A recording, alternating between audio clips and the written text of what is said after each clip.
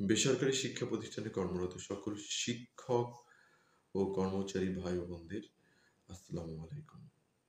আপনারা জানেন গত 13ই অগাস্ট আমরা ঢাকার প্রেস ক্লাবে এক মহা সমাবেশ করেছিলাম শিক্ষকদের সকল এমপিওভুক্ত শিক্ষকদের নিয়ে। তো আমাদের সেখানে বলা হয়েছিল যে আমাদের যে বাড়ি ভাড়া 20% যা আসে সেই হিসাবটা যেন 3 কর্মদিবসের মধ্যে দেওয়া হয়।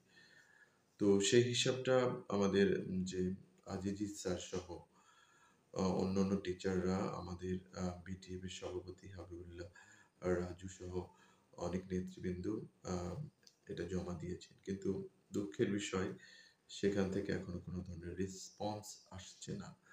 তো আমরা এই এমপিওভুক্ত শিক্ষকরা সমগ্র দেশ মানে সমগ্র এমপিওভুক্ত শিক্ষক বৃন্দ তারা উৎকণ্ঠায় উদ্বিগ্নতায় দিন কাটাচ্ছেন। কারণ আপনারা জানেন যে ষষ্ঠ গণবিজ্ঞপ্তিতে অলরেডি গণবিজ্ঞপ্তির ফলাফল প্রকাশ হয়েছে এবং তার মধ্যে কিছু শিক্ষক অলরেডি একটা হেজিটেশনের মধ্যে আছেন, তারা যোগদান করবেন কি করবেন না, তাদের বাড়ি ভাড়া বাড়বে কি বাড়বে না।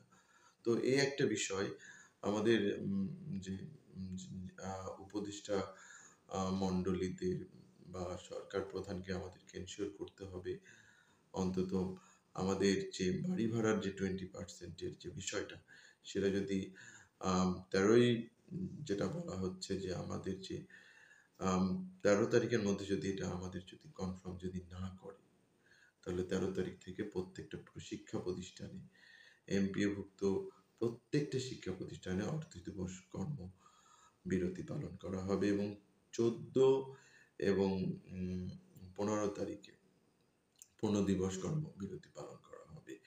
এবং এরপরেও যদি কাজ না হয় একটা সময় আসতে পারে যে লাগাতার কর্মবিরতি পালন করতে হবে, কারণ এছাড়া আমাদের আর উপায় নেই। আপনারা চিন্তা করেন কি করেন না, আমাদের যে শিক্ষকদের কাছে এটা বোধগম্য হচ্ছে না। মাত্র 12,500 টাকা দিয়ে আপনি চাকরিতে একজন শিক্ষককে, সর্বোচ্চ শিক্ষায় শিক্ষিত একজন মেধাবী একজন শিক্ষককে আপনারা অবমূল্যায়ন করছেন। এই অবমূল্যায়নটা আমাদের শিক্ষা ক্ষেত্রে একটা গভীর একটা প্রভাব, একটা নেতিবাচক প্রভাব ফেলবে। কারণ একজন শিক্ষক যদি তার যে পাঠদানে যদি সম্পূর্ণভাবে মনোনিবেশ না করতে পারেন, তাহলে এই যে তার এই পাঠদানটা কিন্তু ব্যর্থতায় পর্যবেসিত হবে।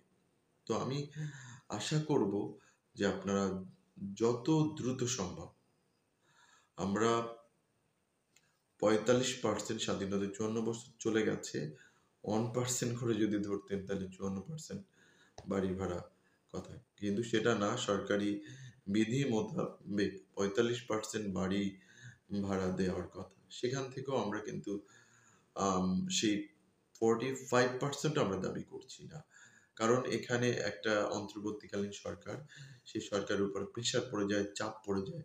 নির্বাচিত সরকার আসলে অবশ্যই আমরা 45% এটা দাবি করতাম। তো এখানে 20%, এই যে 20% এইটা নিয়েও যদি আপনারা মানে বিলম্ব করেন বা কোনো ধরনের রেসপন্স না করেন, লক্ষাধিক শিক্ষক প্রেস ক্লাবে সারা বাংলাদেশ থেকে স্বতঃস্ফূর্তভাবে অংশগ্রহণ করেছে শুধুমাত্র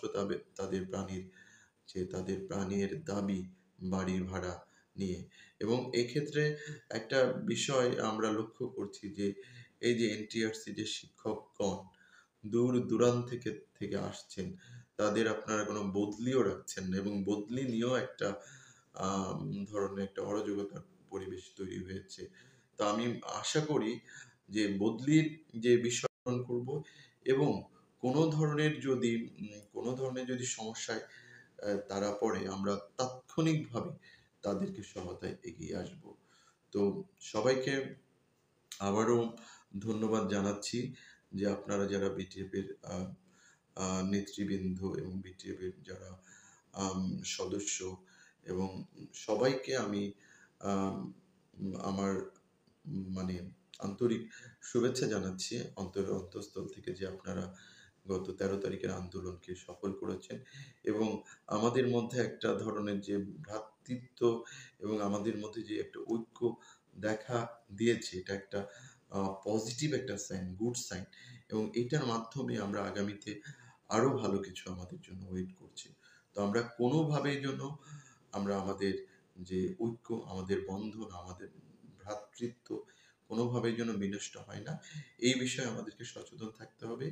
এবং আপনারা যারা নতুন শিক্ষক আসবে, তাদেরকে আপনারা আম প্রতিষ্ঠানের প্রধানের সাথে পরিচয় দেওয়ার ক্ষেত্রে সাহায্য করবেন। যোগদানের ব্যাপারে থেকে এমপিও পর্যন্ত যে সকল ধরনের ক্ষেত্রে সাহায্য করবেন। দূর-দূরান্তে যারা আসছেন, অনেক সময় তাদের বাসা ভাড়া করা বা বাড়ি ভাড়া করা অনেক সময় কষ্টসাধ্য হয়ে যায় এবং তারা এই অপরিচিত একটা জায়গায় তারা নিজেদেরকে কমফোর্টেবল ফিল করে না।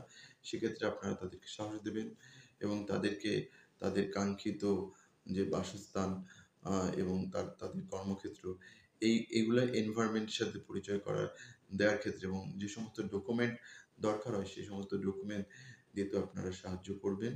এবং আমি আপনাদের আবার বলতে চাচ্ছি যে কোনো ধরনের জন্য হ্যাসেলিং বা জটিলতায় তারা যেন না পড়ে। কারণ আমরা যারা এনটিআরসির মাধ্যমে প্রথমে নিয়োগপ্রাপ্ত হয়েছি, আমরা কিন্তু অনেক জটিলতার মাধ্যমেই আমাদের এমপিও ভর্তিটা হয়েছে। অনেক ক্ষেত্রে কারো 2 মাস, কারো 4 মাস, কারো 6 মাস পর্যন্ত লেগে গেছে। আমরা চাই তারা প্রথম এমপিও থেকেই যেন তারা তাদের বেতনটা পায় এবং প্রথম এমপিওর পরবর্তীতে যে তারা যে এরিয়া মানে তাদের যে বকেয়াটা পাবে, সেই ব্যাপারেও তারা যেন আবেদন করতে পারে। সেই বিষয়ে অবশ্যই আমাদের একটা পরামর্শ থাকবে, আমাদের সাহায্য সহযোগিতা থাকবে বিটিএফ এর পক্ষ থেকে। তো আমি আমার আর বক্তব্য দীর্ঘায়িত করতে চাই না। আমি একটাই কথা বলতে চাই, আপনারা ধৈর্য ধরুন, আপনারা সংগঠিত হন এবং তৃতীয় কোনো শক্তিকে, যারা শিক্ষকের বিরুদ্ধে ষড়যন্ত্র করে, অপতৎপরতা চালায়, তাদের বিরুদ্ধে সোচ্চার হন। কারণ যারা এই ধরনের কাজ করে তারা কিন্তু সংখ্যায় খুবই কম এবং মুষ্টিমেয়। তারা চাচ্ছে আমাদের এই বৃহৎ যে ঐক্য আছে, এই ঐক্য বিনষ্ট করার মাধ্যমে তারা একটা ফায়দা লুটে নিতে চাচ্ছে। তো সবাইকে বিগত দিনের যে আন্দোলনে আপনারা যে ত্যাগ স্বীকার করেছেন, যে কষ্ট স্বীকার করেছেন এবং আমাদের আন্দোলনকে সফল করেছেন, তার জন্য সবাইকে ধন্যবাদ জ্ঞাপন করছি। এবং এই সাথে আরো একটা মানবিক বিষয় নিয়ে আপনাদের সাথে আমি কথা বলতে চাচ্ছি যে এইটা একটা দুঃখেরও একটা বিষয় যে আমাদের হামিদুর রহমান স্যার, যিনি ক্যান্সারে আক্রান্ত হয়েছেন এবং তিনি আমাদের ছেড়ে চলেও গেছেন এই পৃথিবী ছেড়ে।